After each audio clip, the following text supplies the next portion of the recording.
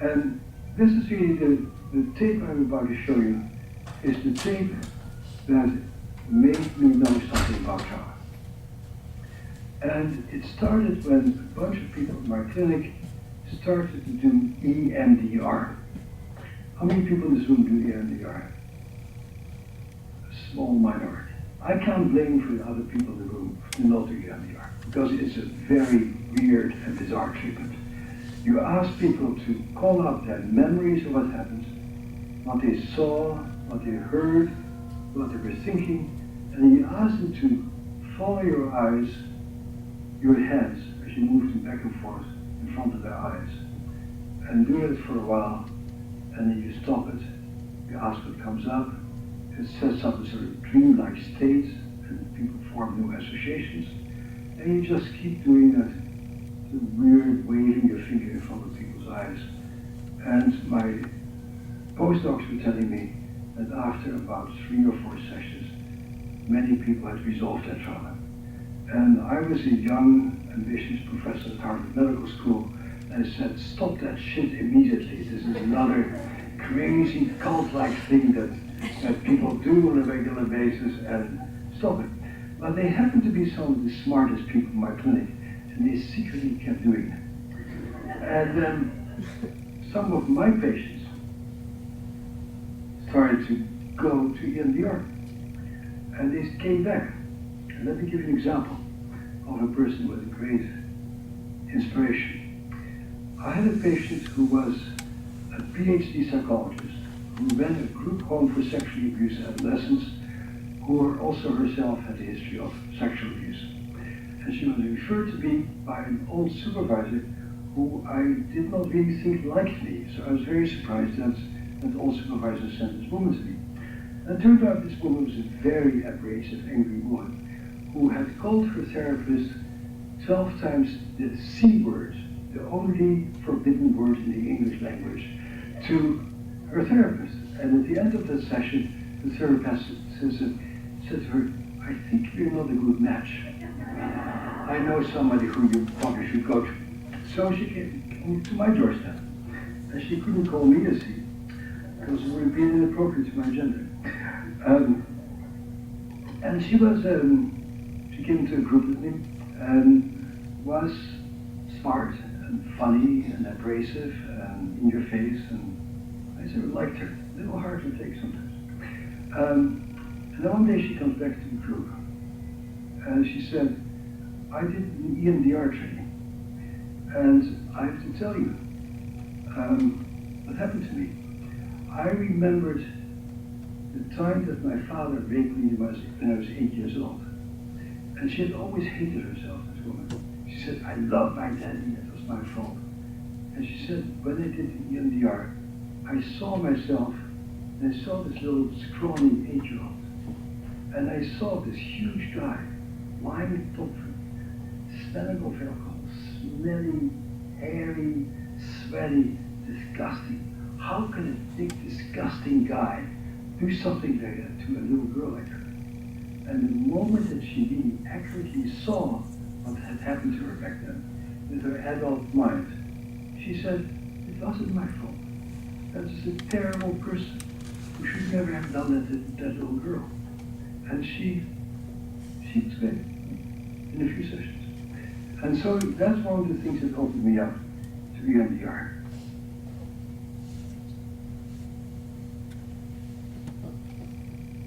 Thoughts?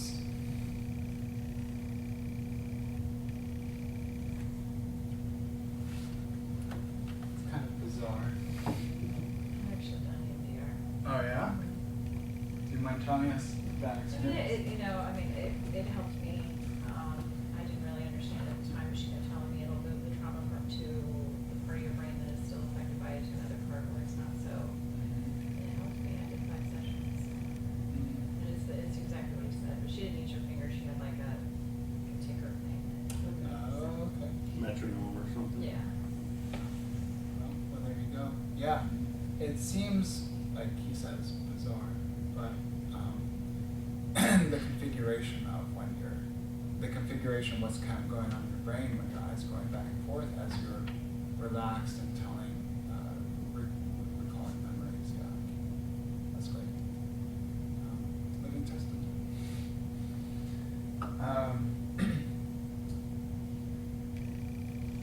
mindfulness and the use of yoga as well. The reason why mindfulness is critical for trauma treatment is because mindfulness is about self-regulation and regulating one's internal self as well, and helping people to live fully in the present as opposed to constantly re-experiencing traumatic events of the past. Studies say that yoga is actually better than any drug treatment. Well, I guess studies say, but also reliable source says Vanderbilt. And it's kind of amazing that the use of yoga, it's an opportunity to train your body and your brain and reshape neural pathways without the use of drugs.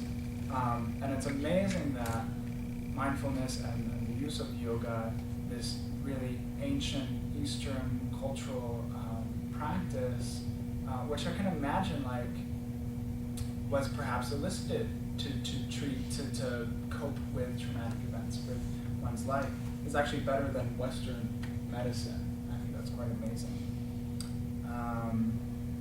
Treatments that access parts of the brain that are not exactly active within those who've experienced trauma. So this is this top portion is the mid structures of the brain. These midline structures of the brain are in charge of self-knowledge, self-awareness, and what else? Self-experience. This is within persons who haven't experienced severe trauma. So you can see everything's lighting up and everything's good. And this is actually during the time where these MRI scans were done without any instruction. The participants went into the machine, and they were just thinking, no prompts or anything. So this is what was active. For those who experience severe trauma, you can see that these parts of the brain are off.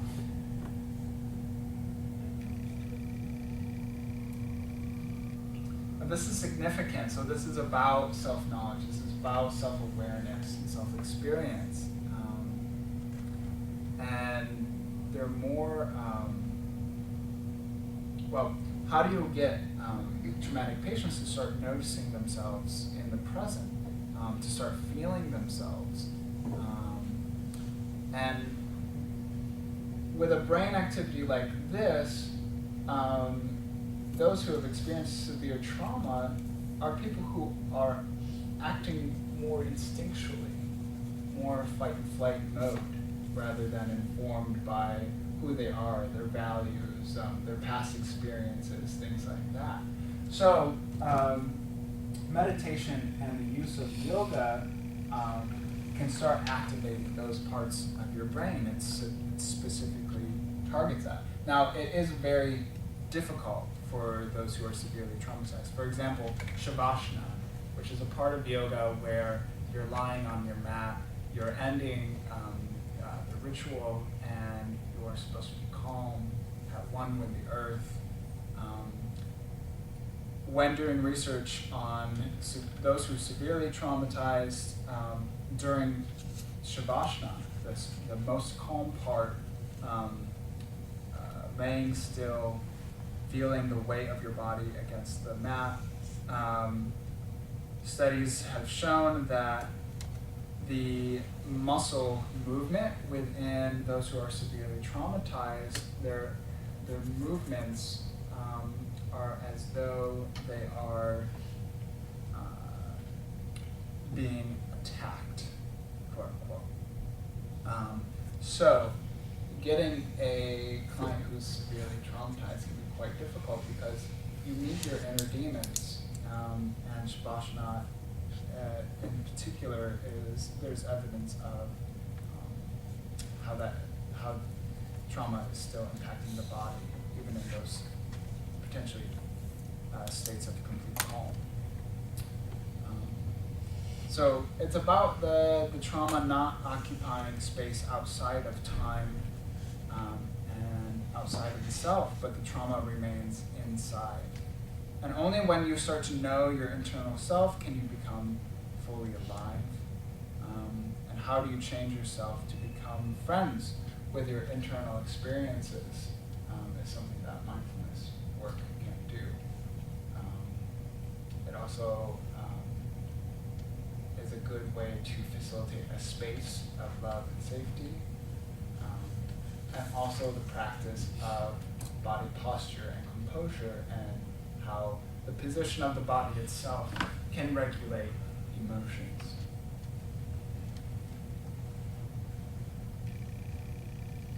And lastly, trauma-informed expressive arts therapy. Pinnacle says traumatized people are astoundingly creative. These other quotes are from the DSM, talking about children's nonverbal expressions and reenactments of trauma through play. And so when you're working with children in a possible traumatized state, this is kind of the nature of their play. It's more literal, less creative.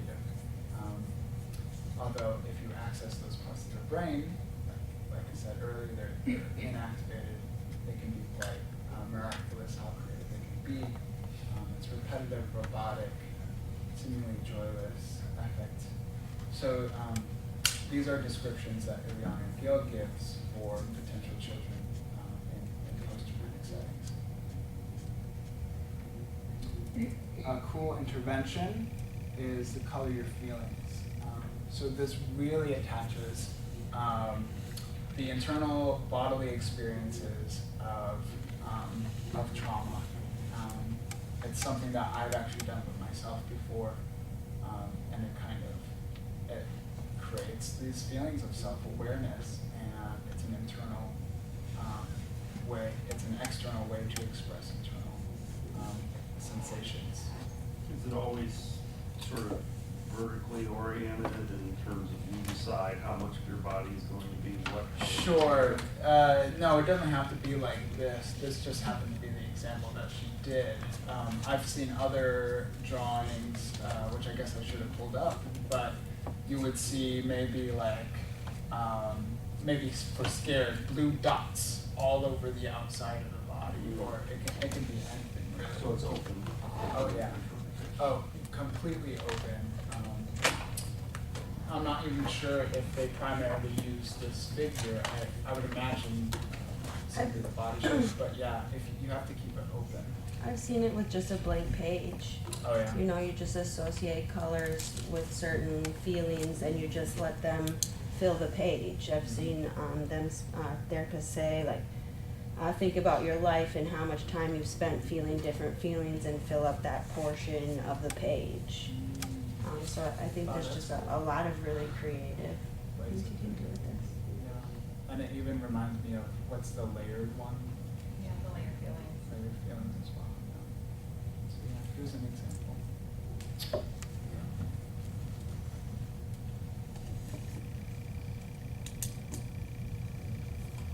Lastly, social justice.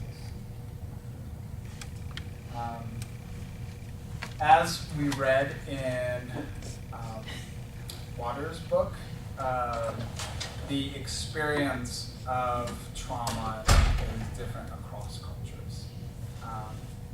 And with that in mind, trauma is not experienced in the same way, so treatment ought not to be standardized, which is why I oriented the treatments towards something that's a lot more alternative.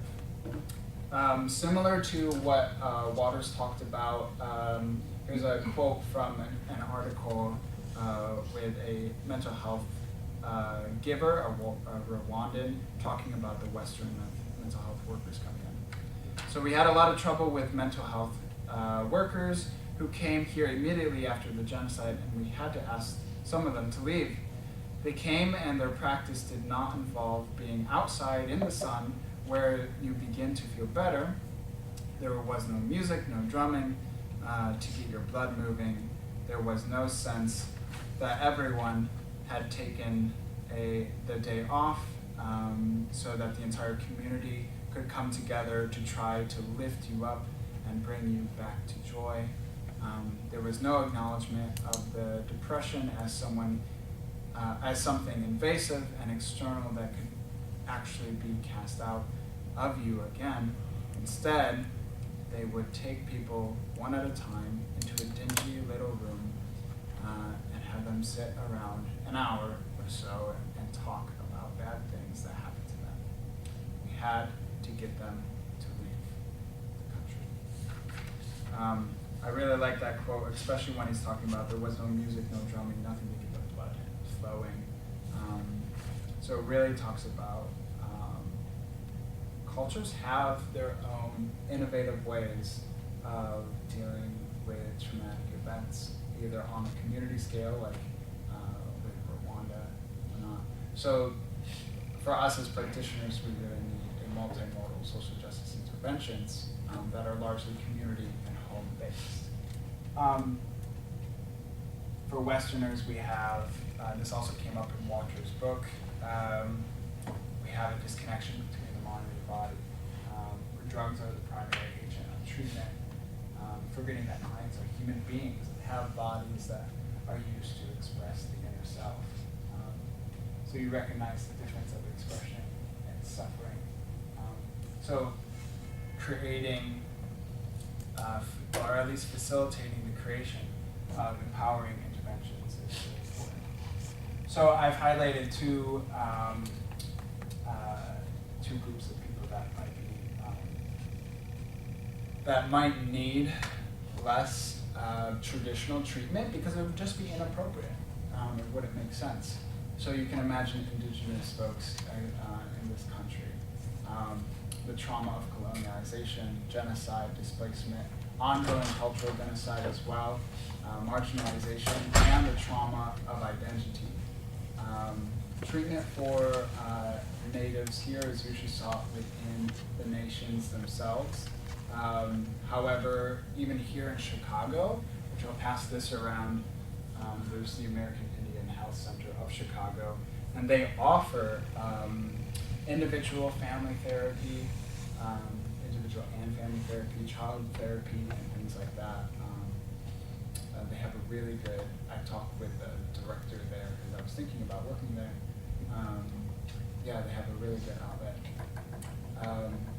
And to use their own cultural healers that are already innate within the culture. So, for example, storytelling, religion, and spirituality, things like that.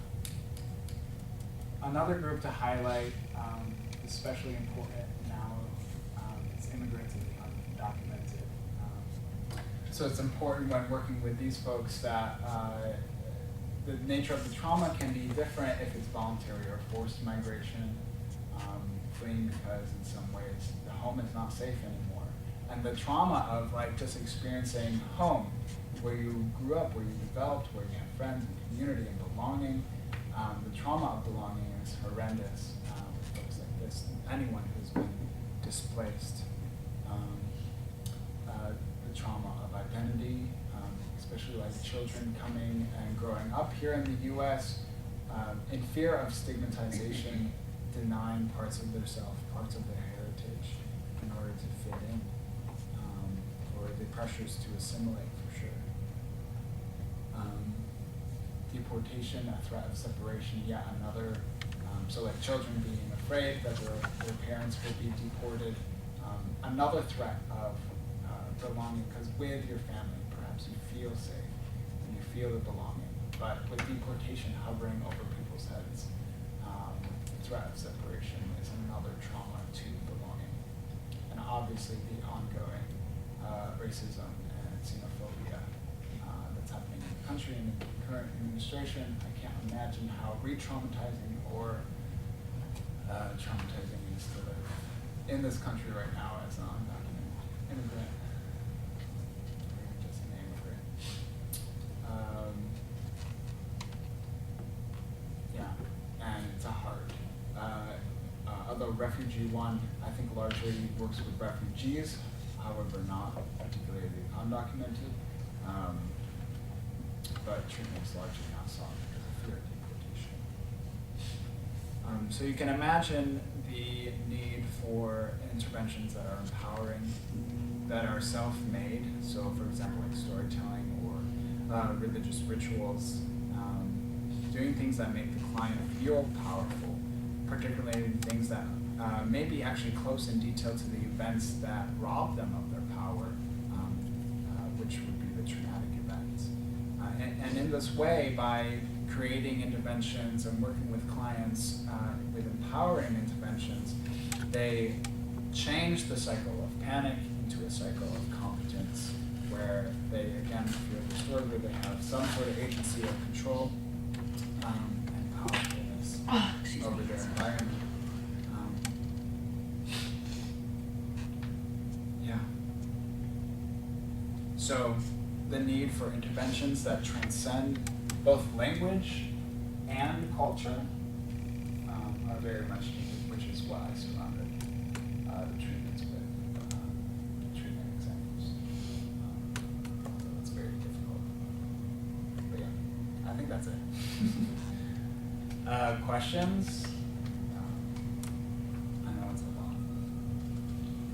I have a question. So going back to the, I believe it was a veteran you were speaking on who was having nightmares, and in the end decided that he didn't want Yeah, I wanted to be a the living he memorial. wanted the nightmares as a memorial, and I'm wondering how you process that, like from a clinical perspective, Yeah. because there is a certain amount of, there's so many details you don't know. Did Yeah. he come seeking help from the nightmares and then decided that he wanted to keep it?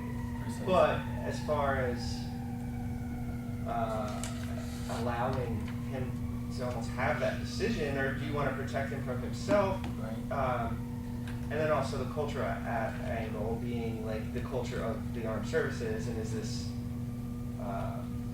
something that he really does want to hold on to, and can you believe him in that? But that stuck out to me. I wanted to maybe ask you a little bit more about that. I think what you're touching on, Ben, is the nature of meaning-making processes in trauma work.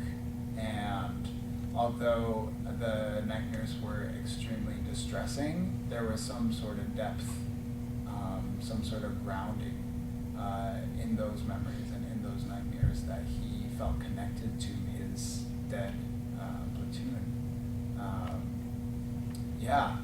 Actually, I wish I would have talked about meaning-making processes throughout the entire thing, because I think that's so vital in working with trauma, is how do you make meaning of it in the present and grow from the ashes.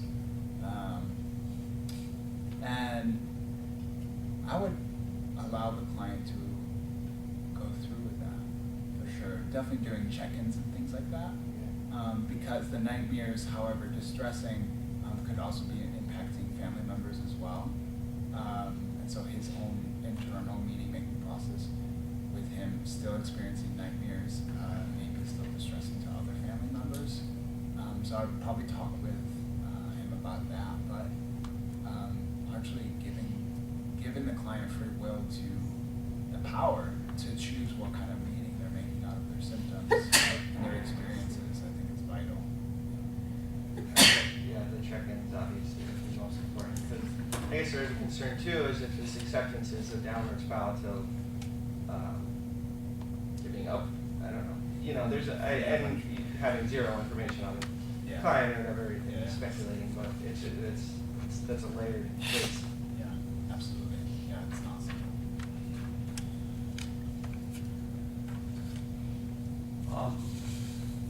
Just like a comment for discussion, but,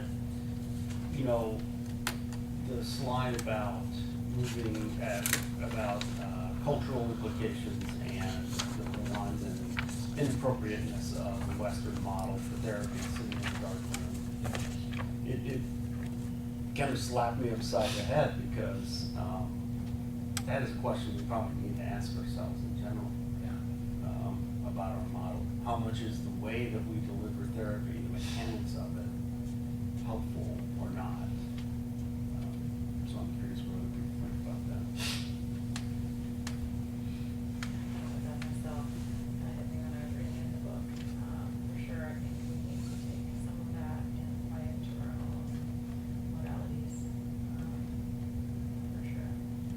was curious, when you were in Uganda, how was that aspect? Did you have open conversations of how they deal with healing, and obviously they're not sitting in a room getting therapy, but what are their different forms that you observed when you were there? Sure. Yeah, in Uganda specifically with my family there, they're strong Catholics. So religion plays a huge role in their meaning making of the traumatic things that have happened in that country.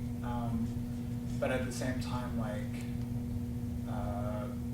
politically, they're finally in this era of peace that hasn't happened in 30 plus years.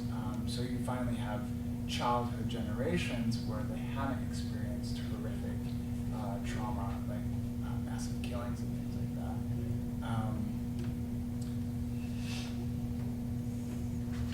Yeah, I think spirituality is the main resource. They also make meaning in both academic pursuits, my family in particular, and also a connection to the day-to-day rituals of life. That's very much grounding. And also helping others, being a community, I think is vital. For Rwandans, I was also in Rwanda as well and studied the genocide there. It talked about, briefly in that quote, it talked about this one day of the month where the community gets together and they do a community project. I forgot the name of it, but it was developed after the genocide, and it's so community focused that if you are not there, people will know that you're not there, and they will go to your house and get you out and get you working in the sun and working with everyone. So I got to participate in that. We were digging a ditch just for the waterway, so it wouldn't be flooding other regions that were for crops or for homes. And so like, it's so interesting, like what a communal way of healing.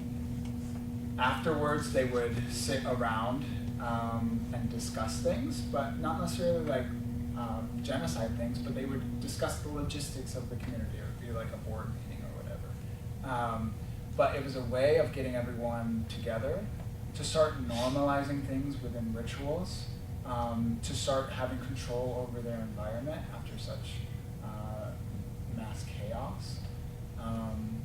It was a beautiful demonstration of community-led organizing, a way to create a ritual. And it's done once a month, every single month.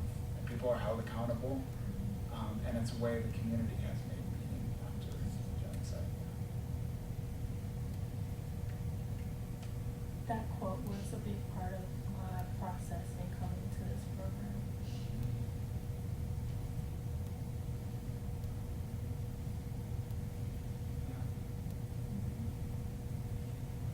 You have to have alternatives. Talk therapy is not going to work for everybody. So for those that it works for, it's great to have, but because everybody processes their trauma and the things that are going on with them differently, just because you're in the minority doesn't mean that you have to be left out.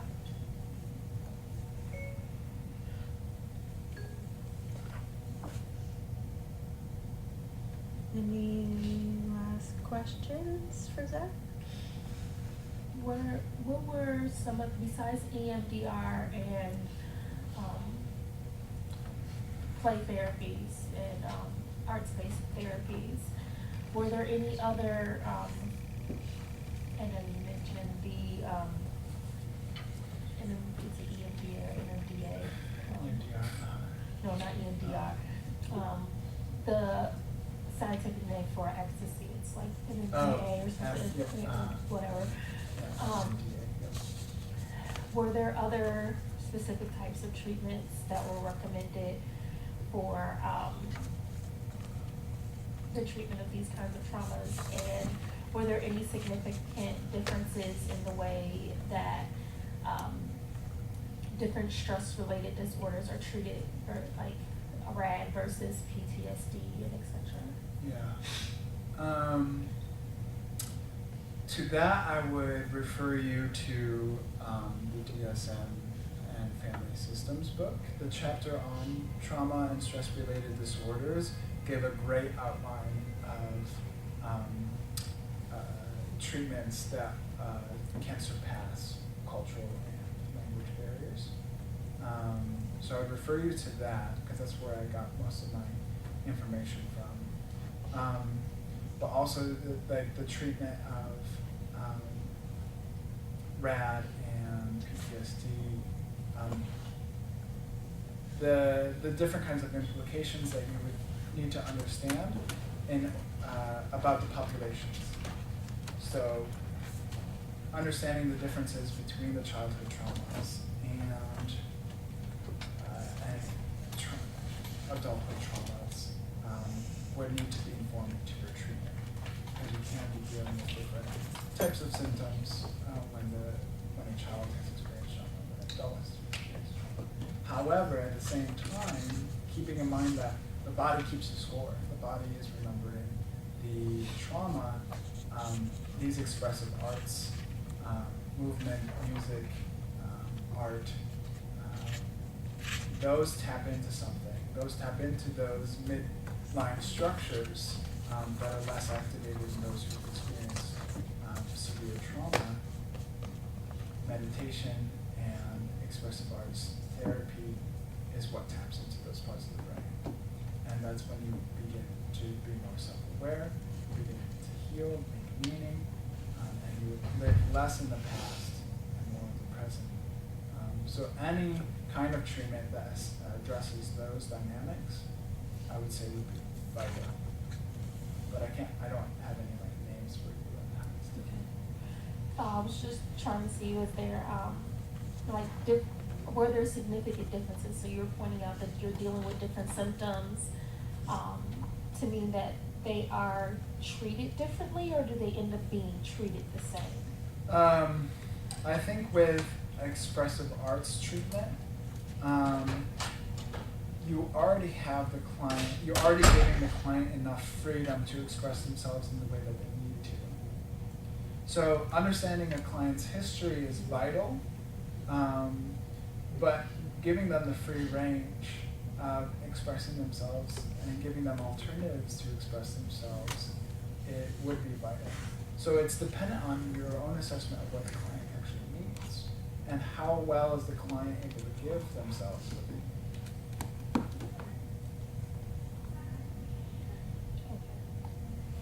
I know I'm not on point, but I'm not sure where your question is coming from. It's probably too detailed for me to even know. That's probably it. It might be. I just was wondering if through your research, where they treat, like when you go in, understanding that there is a difference and recognizing that there is a difference is one thing. Yeah. But as far as treatment goes, do they get different treatment, or is the treatment basically the same? It depends on the client and your Okay. assessment of their needs. And so if you give them free range, like with expressive arts, like how I showed you,